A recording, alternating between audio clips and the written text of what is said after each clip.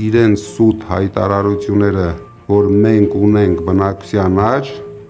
մենք այսօր մեր հանրությանը կներկայացնենք,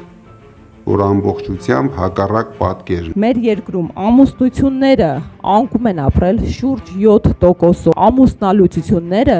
ավելացել են շուրջ 28%-ով։ Ընդհանրական առումով երկրի բնական աճը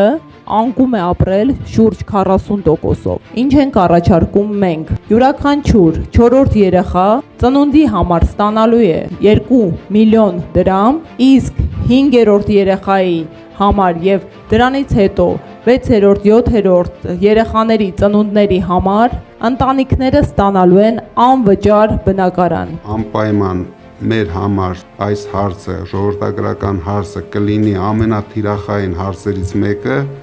եւ գնալով մենք ամեն ինչ անելու ենք երիտասարդ ընտանիքների համար, որպեսզի նրանք կարողանան